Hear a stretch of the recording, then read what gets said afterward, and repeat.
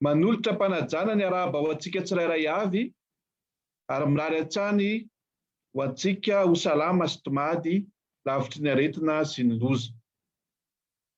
Belirano fahasivy dia ny fahavitantena ara-tsakafo no mitarika ny politika ankapobeny fampandrosoana ambanivohitra eto Madagasikara, sahaninay eto anivon'ny ministera. Asa goavana sa vaventy no sahanina ary ankasitrahana manokana ny tolo-tanana sy tolo-kevitra avy aminareo solombavambahoaka eo amin'ny fanatanterahana ny asa sy fandaharan'asa isan'ambaratongany, indrindra tamin'ny fotoana fankan-kevitra sy fiainoana vahoaka. Ankehitriny raha sitrakareo dia hanolotra anareo ireo asa vita ny tenako ary hanoritsoritra ireo asa lehibe miandry antsika. Isaorana sahady arak'izany ny fanarahantsika ny famelabelarana.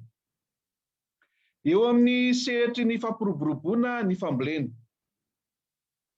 Mitohy hatrany ny ezaka fampitomboana ny velaran-tany azontsika mikarana sy fanarenana ireo fotodrafitrasa fanondrahana. Misy ny asa fanitarana azahoana velaran-tany voatondraka vaovao ka mahery ny 507,400 hektara, 47 500 hektara izao no efa azontsika amikarana. Anatin'ny distrika 470 amin'ny faritra 20. 80,700 hektara, 10,480 hektara no vita ny taona 2012 ary tafakatra 7,003 hektara, 37,000 hektara mahery kosa izany ny taona 2012. Maneho ny zava-bita ireo fotodrafitrasa amin'ny sary. Fanitarana tanimbary vaovao amin'ny distrikany Morombe, sektorany Ankitopoka, faritra Atsimo Andrefana. Asa mbola mitohy izy io ary azahoantsika 403 hektara vaovao hoenty mamokatra.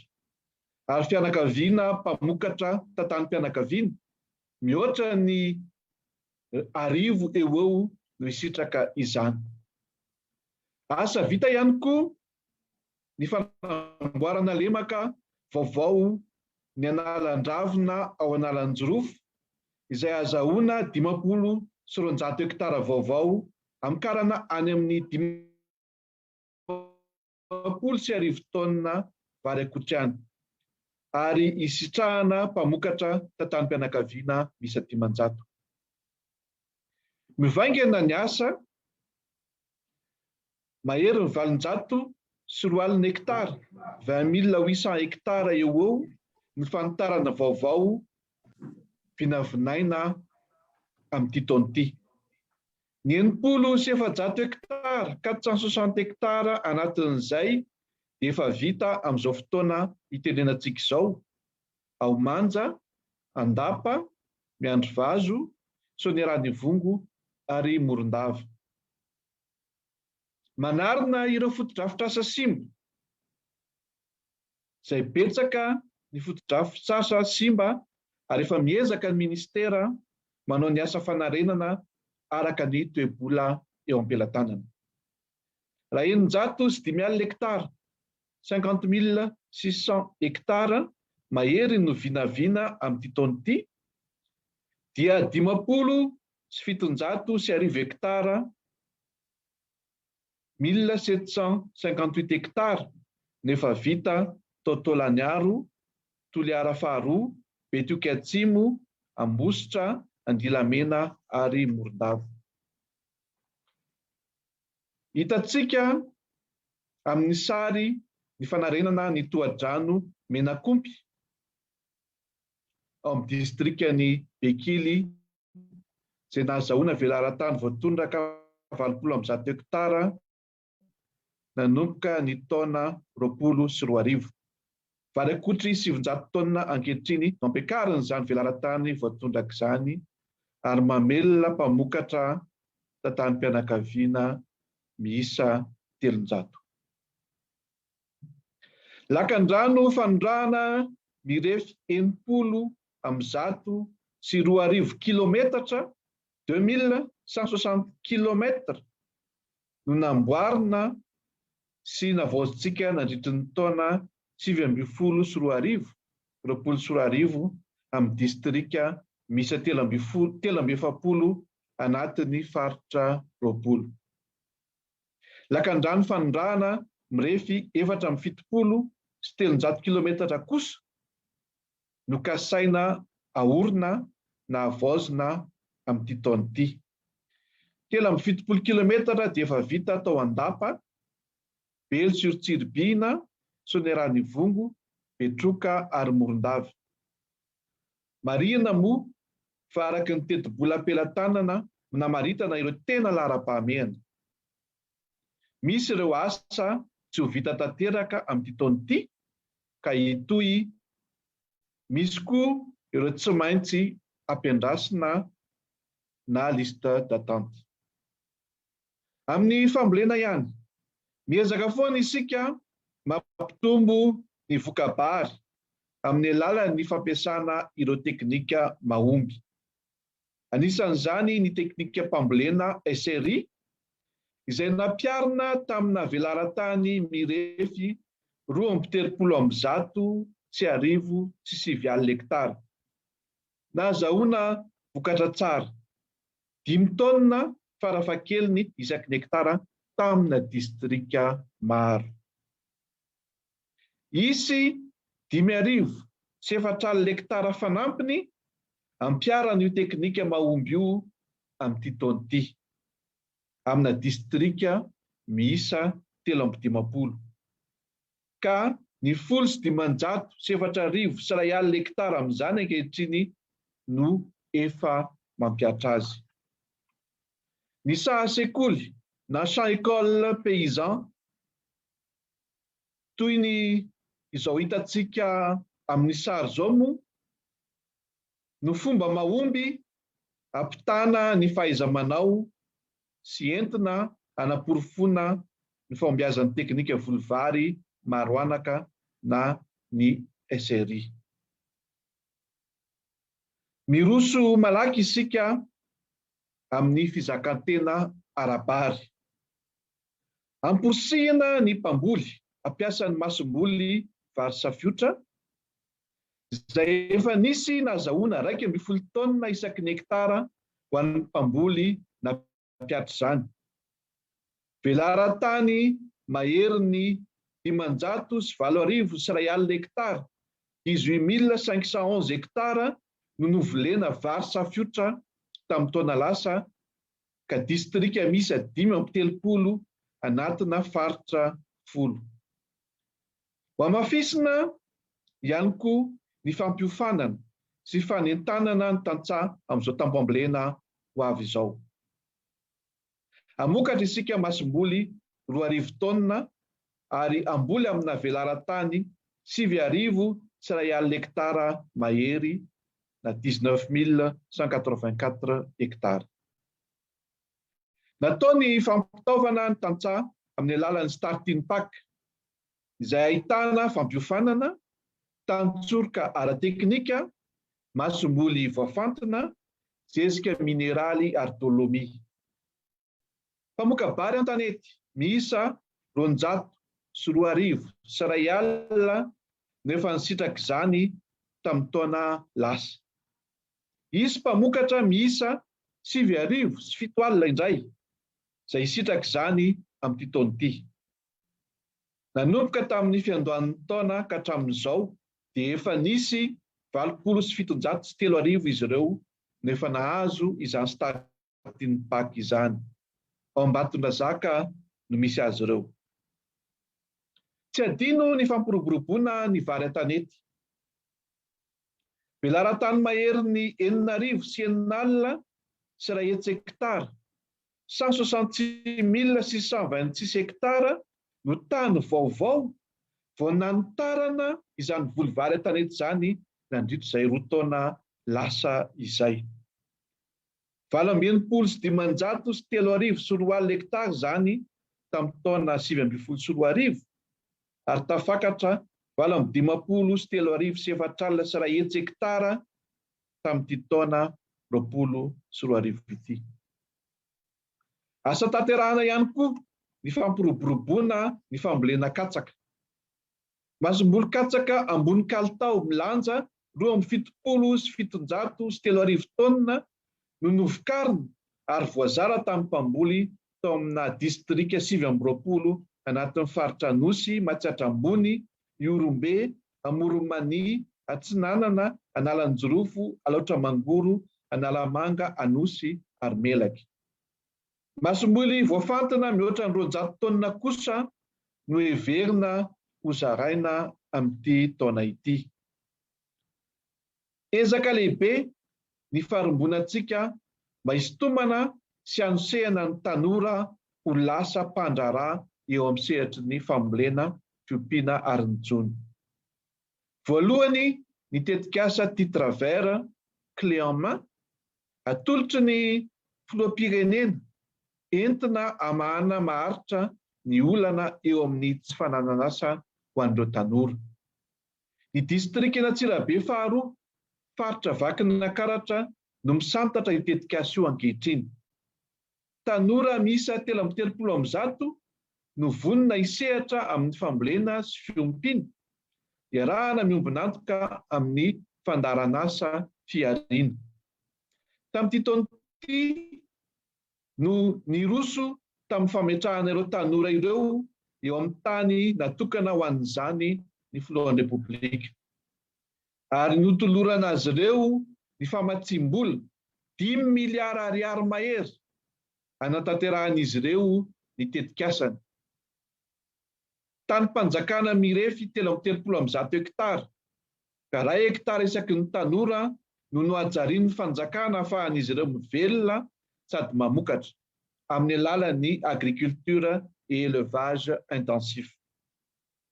Isitraka foto-drafitr'asa maro izy ireo ho amin'ny famatsin-drano, dispositif de forage, ny trano fonenana mendrika ary ny toeram-pambolena sy fiompiana. Azo fampiofanana ara-teknika sy ara-pitantanana samihafa ahatonga azy ireo ho mpandraharaha matihanina amin'ny asa famokarana ataon'izy ireo. Mbola mitohy hatrany ny famaritana ireo tany afaka omena ireo tanora mbola hisitraka ity tetikasa titre vert ity na titre maitso manerana ireo faritra rehetra eto Madagasikara. Tanjona no ampisitraka tanora 1000 isaky ny faritra, izany hoe tanora miisa 1000 22 000 raha atotaly. Namoraina ny fahazahoan'ny mpamokatra ny anam-pamokarana sy fitaovana tsara kalitao nefa amin'ny vidiny ara-draniny, arahana tantsorika ara-teknika maimaimpoana. Dokany mora ho an'ny mpamokatra, DMM natao amaliana ny filan'ny mpamokatra sy anakakezana azy ireo satria isaky ny distrika no ezahana ametrahana izany.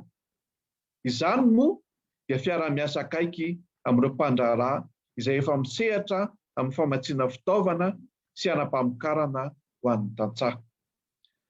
Mpandraharaha iray isaky ny distrika no omeny ministera label raha manaraka ireo fepetra sy fenitra takiny. Izy fanjoina manokana ho tanterahina amin'ny alalan'ny digitalisation.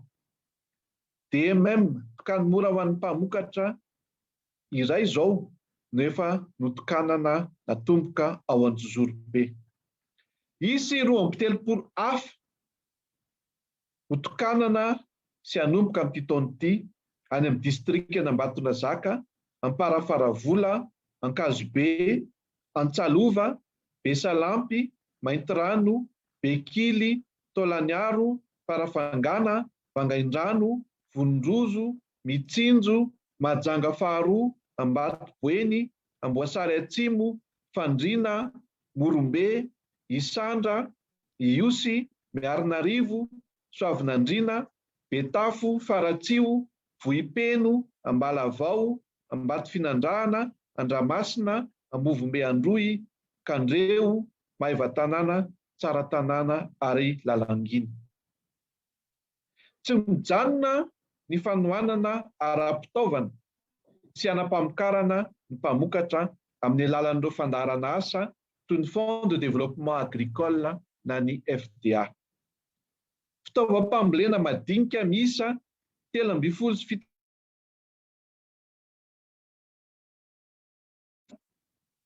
7,450 no kasaina ho zaraina mandritra ity taona ity.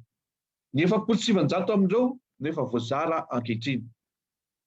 Zezika milanja 50,907 tonnes, 9,555 tonnes no notsinjaraina nandritry ny taona 2020. Ary 20,900 tonnes, 288 tonnes kosa no nozaraina tamin'ny 3 volana voalohany. Raha mahery ny 50,700 tonnes, 1957 tonnes no anatin'ny vinavina ho amin'ity taona ity. Ary farany fa manan-danja tokoa dia ny fiarovana ny voly amin'ny valala, amperinasa tanteraka amin'izao fotoana izao ny Centre National de Lutte Anti-Acridienne eto Madagasikara. Mahery ny 9,707 hektara ny tanimboly voaavo namendrahana fanafody fiadiana amin'ny valala tamin'ny taona 2020 tanatin'ireo distrika miisa 13. Amin'ity taona ity dia tokony eo amin'ny 5,4 hektara eo velaran-tany fambolena vinavinaina arovana. Ary mahery ny 2 hektara 20,000 hektara zao ariako fa mampiasa fitaovana mandeha amin'ny fiarakodia, mandeha tongotra, ary amin'izao fotoana izao dia mampiasa ihany koa ny angidimby na ny helikoptera isika anaovana an'izany famendrahana ny fanafody iarovana amin'ny valala izany mba tsy hiparitahan' izany andiam-balala izany eto amin'nositsika. Isaorana hatrany ireo mpamboly ary ianareo solomavam-bahoaka izay mandray anjara mavitrika amin'ity ady amin'ny andiam-balala ity amin'ny alalan'ny fizarana sy fifampizarana loharano-baovao. Eo amin'ny fampiroboroboana ny fiompiana. Eo amin'ny lafiny fiompiana, laharam-pahamehana hatrany ny fampiroboroboana ny fiompiana omby, fakana hena, ny akoho, ny kisoa, ny ondra manosy ary ny tantely amin'ny distrika maro manerana ny nosy. Tanjona koa ny amokarana hena ara-kalitao manaraka ny fenitra eran-tany momba ny fahadiovana sy fahasalaman'ny hena ho antsika mbe arovana amin'ny fahasalaman'ny olombelona. Natsangana tamin'ny alalan'ny Fond de l'élevage, FEL, ny abattoir manara-penitra ao Bonglava, distrika Tsiron'ny Mandidy, izay nampanantenain'ny filohan'ny Repoblika nandritra ny diany tany an-toerana. Izany abattoir izany dia manaraka ny fenitra iraisam-pirenena toy ny fanajana ny lalana ampandalovana ny hena manomboka amin'ny famonoana ny biby, marche en avant, hatramin'ny fivoahany eto amin'ny abattoir. Fanasarahana ireo toerana madio sy maloto ao amin'ny abattoir mba hitazomana ny fahadiovan'ireo bolongan-kena tsirairay, ary ny fananana chambre de ressuyage frigorifique alohan'ny ialan'ireo bolongany avy ny tapatapahana ireo. 5 amin'izany no mbola atsangatsika amin'ity taona ity. Ao Antsirabe, faritra Vakinakaratra sy ao Anosivatrika, faritra Vadivavy Fitovinany, fa hiampy ihany koa ny ao Iosy, faritra Iorombe, Ambohidratrimo, faritra Nalamanga, ary Moramanga, faritra Alaotramangoro. Abattoir iray isaky ny distrika nefa no tanjontsika eto Madagasikara. Mbola manamafy amintsika ny mba ampita ny antso amin'ireo sehatra tsy miankina ny fanjakana mba hanangana toeram-piompiana ihany koa manara-penitra. Eo amin'ny fiompiana omby dia misy ary efa misy ny andalam-pahavitana ankehitriny izany toeram-piompiana manara-penitra lehibe izany toy ny Otolaniaro izay iarahana amin'ny orinasa Bovima. Ary mbola misy ihany koa ny orona Tsioela any Antsirony Mandidy iarahana amin'ny fikambanan'ny mpiompy madaomby. Atsangana ao Otolaniaro amin'ity taona ity ihany koa amin'ny alalan'ny tetikasa Kazef ny fitoerana iray isahana ny fampanarahana enti-tanana ho fanatsarana ny taranak'omby sy ny laboratoara misahana ny fahasalaman'ny biby. Toerana fiompiana omby vavy be ronono moderna, ferme moderna, miisa 80 kosa no naorina niaraka tamin'ny fandaran'asa Fiarina tao Antsirabe sy Betafo. Ankoatr'izay, fiarovana ireo mpiompy amin'ny alatr'omby dia omby miisa 710 no nametrahana marika voaradia na puce électronique géolocalisable ahafahana manaradia andian'omby miisa 2 alina sy 1 hetsy 120 000 eo ao Bongolava, Menabe, Sofia, Melaky, Androy ary Anosy. Itoy hatrany izany asa izany ka omby mahery ny 5,000 kosa no ametrahany izany amin'ny taona ity. Ho fandraisana anjara amin'ny fanadiovana ny lalam-piariana omby sy hanarahana ny fahasalaman'ny hena kosa dia omby mahery ny 2 hetsy no asiana kavina elektronika tsy azo atao osoka amin'ity taona ity na ny boucle électronique infalsifiable.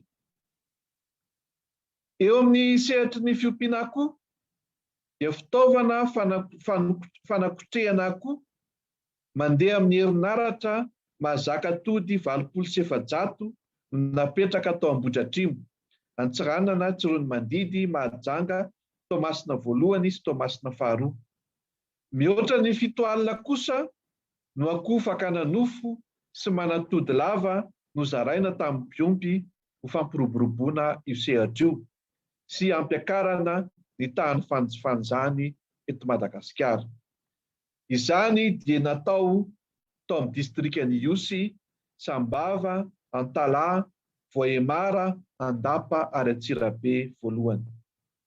Akoho mihoatra ny 5 hetsy sy 1 tapitrisa amboniny no heverina ho vokatra noho izay fanohanan'izay amin'ity taona ity. Eo amin'ny fampiroboroboana ny famokarana kisoa indray dia zanan-kisoa fakana taranaka miisa 503 2350 no nozaraina ho an'ireo mpiompy matianina nandritry ny taona 20 tao amin'ny distrika Andramasina, Antananarivo Avaradrano, Antananarivo Atsimondrano, Ambodiatrimo, Manjakandriana, Ankazobe, Anjozorobe, Antsirabe voalohany, Antsirabe faharoa, Betafo, Mandoto, Faratsio, Morondava, Miarinarivo ary Antsirony Mandidy. Zanan-kisoa fakana taranaka mihoatra ny 707 sy 2 alina kosa no efa omanina ho an'ireo mpiompy amin'ity taona ity. Kisoa no hatsaraina taranaka kisoa no hatsaraina taranaka 700 sy 2,000 no nozaraina tamin'ny faritra 12 dia Menabe, Melaky, Amoromani, Iorombe, Itasy, Atsinanana, Analanjirofo, Vatovava Fitovinany, Anosy, Alaotra Mangoro, Matsiatrambony, Analamanga, Atsimo Andrefana. Mbola tohizany izany amin'ity taona ity no niezaka ataon'ireo tetikasa eo anivon'ny ministera. Eo amin'ny lalam-piariana fiompiana ondry Amanosy. Ondry Amanosy mihoatra ny 2,000 sy 2 alina 22 000 no nozaraina. Ahitana ondry Amanosy fakana taranaka miisa 700 sy 5,000 izay nozaraina tao amin'ny faritra Atsimo Andrefana, distrikan'ny Toliara voalohany sy faharoa, Betioky, Ampany, Benenitra, Beroro, Ankazoabo, Morombe, Sakara ary faritra Menabe, distrikan'ny Mahabo. Mbola tohizana hatrany izany amin'ity taona ity amin'ny alalan'ireo tetikasa eo anivon'ny ministera. Raha ny fampiroboroboana ny fiompiana sy ny fanodinana vokatra avy amin'ny tantely indray no anaovana tombana dia orinasa fanodinana tantely roa no tafapetraka tao Ambanja sy Manakara. Orinasa iray no atsangana amin'ity taona ity ao Taolagnaro. Trano tantely efa misy andiha tantely misy 1000 no nozaraina tao Toliara faharoa, Manakara, Manja, Isandra, Mahabo, Maintirano, Lalangina, Belo sur Tsirbina, Morondava, Antsalova ary Ifanadina. Eo amin'ny 780,000 isa eo no vinavinaina ho zaraina amin'ity taona ity. Isika malagasy moa dia afaka nanondrana tantely ny lanja 103,500 alina kilao ny taona 2012 ary mbola afaka nanondrana 3,500 alina kilao ny taona 2012 nakany Belzika, Fransa, La Réunion, Singapour ary Maurice. Tanjona ho ihany amokarana hena ara-kalitao sy ny fiarovana ny fahasalaman'ny olombelona amin'ny aretina azo avy amin'ny biby. No hatsaraina arak'izany ny tolotra ara-pahasalamana manakaiky ny mpiompy. Nampitomboana 50 ankehitriny ny isan'ireo veterinera sanitaire miasa any ambanivohitra. Vaksiny fanefitry ny haromontana ho an'ny alika sy saka misa 330,700 sy iray hetsy fatra ka 330,209 alina ny taona 2012 ary 7,004 alina ny taona 2012 kosa no vita tao anatin'ny faritra 10 tena voakasiky ny aretina ny haromontana: Analamanga, Diana, Sofia, Betsiboka, Vatovava Fitovinany, Itasy, Vakinakaratra, Alaotra Mangoro, Boeny ary Analanjorofo. Mitohy hatrany kosa ny fanaovana vaksiny nomby ka ny isa 5,009 alina 7 hetsy 3 tapitrisa zany ny taona 2012, 9,001 alina 7 tapitrisa ny taona 2012 ary 3,009 alina no efa vita raha 5,000 tapitrisa no tanjona amin'ity taona ity. Ho an'ny ondra-manosy, vaksiny miisa 9,001 alina 1 hetsy no natao ny taona 2012, 80,901 alina ny taona 2012 ary 8,903 alina no efa tafapetraka ny taona 2012 raha mahery ny 7,000 hetsy no tanjona.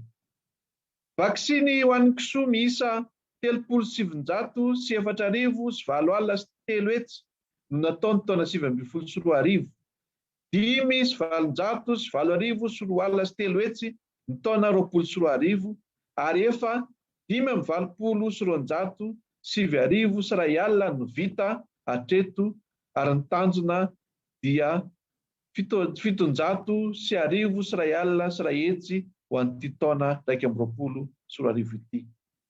Ho an'ny akoho amam-borona dia misa 2 tapitrisa ny vaksiny natao ny taona 2012, 3 tapitrisa ny 2012 ary ny taona 2012 dia enjehana ho tratrarina ny tanjona 5 hetsy sy 3 tapitrisa. Manerana ny Madagasikara no nanatanterahan'ireo veterinera ireo vaksiny ireo.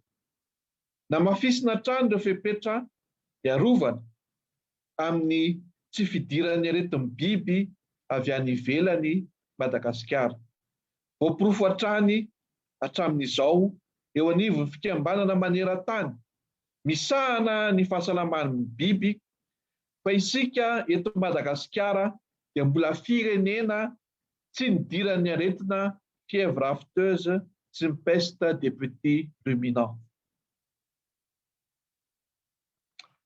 Eo amin'ny sehatry ny Jona namboarina ny sambo telo nify sy atsantsa izay an'ny foibe fanaraha-mason'ny Jono na ny centre de surveillance des pêches. Natsangana ny ratsamangaiky amin'ny foibe fanaraha-mason'ny Jono tao Nosy-Be. Nanorina toerana fikarakarana ny vokatra anaty rano miisa 13 ny ministera. Antsiranana misy 2, Menabe iray, Voahemara iray, Amovombe 5, ny iray tao Atsimo Atsinanana ary Atsimo Andrefana 3. 5 kosa ny vina apetraka ho an'ny taona 2024. Ary fitaovana fanodinana ny vokatra anaty rano miisa iray no natsangana tao Vangaindrano. Natsangana ireo vondrona fototra miparitaka ireo vondrona fototra pitarika ny famokarana vololomotra alga an-dranomasina izay miisa 10 ao a Sainte-Marie Nosy-Bora 4, Voahemara 2, Antala 2 ary Atsimo Andrefana 2. 12 kosa no tanjona ho an'ity taona ity. Andalam-pamaranana ny fifampidiniana momba ny fifanarahana ara-Jono iarahana amin'ny vondrona Europeanina isika amin'izao fotoan'izao. Nankatoavina teo anivon'ny filan-kevitry ny minisitra ny fepetra momba ny fanjonoana sy fanangonam-bokatra anaty rano, indrindra mahakasika ny haba aloha, ny isan'ny mpitrandraka, ny abetsahan'ny vokatra trandrahana sy azo ahondrana. Nanome fahazahoan-dalana amin'ny Jona vaventy miisa 720 isika. 17 ho an'ny Jona makamba, 7 ho an'ny Jona lamatra ary 20 ho an'ny trondro isan-karazany. Nametraka toerana mpamokatra zana-trondro an-dranomamy na station piscicole miisa 2 samy mahavokatra zana-trondro miisa 2 hetsy 200 000 isany avy isan-taona. Nametraka toerana iray mpamokatra zanaka dingadingana na écloserie de concombre de mer izay mamokatra zanaka dingadingana miisa 1 tapitrisa 1 million isan-taona any amin'ny faritra Sava. Nizara zana-trondro 5 hetsy sy 13 tapitrisa ho an'ny mpiompy tamin'ny faritra 2 ambin'ny 10 isika dia Antsinanana, Atsimo Andrefana, Betsiboka, Itasy, Iorombe, Sava, Matsiatrambony, Alaotramangoro, Analanjirofo, Boeny, Bongolava ary Analamanga. Mbola 13 tapitrisa ihany ny zana-trondro ho zaraintsika amin'ity taona 2024 ity.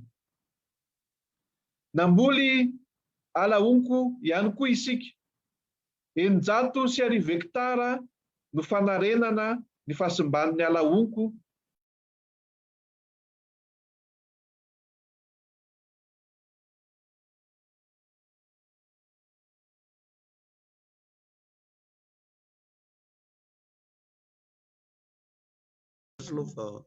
activé de ok.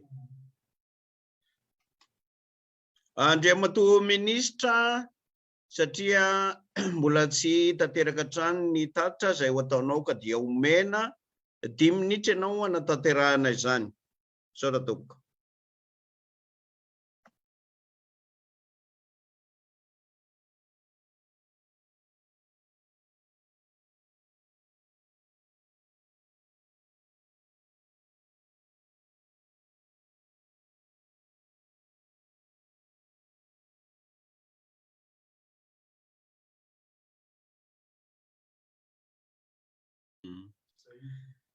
Andriamatoa ministra, azafady mba activeo ny micro anao tompoko azafady. Tsy active ny azy. Misaotra Andriamatoa Filoha ary ialana tsiny. Nambarako teo fa ny amaranako azy dia mahakasika ny vola izay nampidiriny izany sehatry ny Jona izany teto Madagasikara.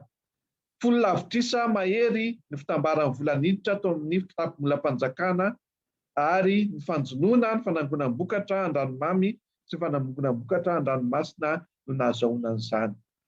Ary eto am-pamaranana dia ho asiako teny fohy ny mahakasika ny ezaka izay natao ho an'ny ady manokana amin'izao fotoana ny valanaretin'izao.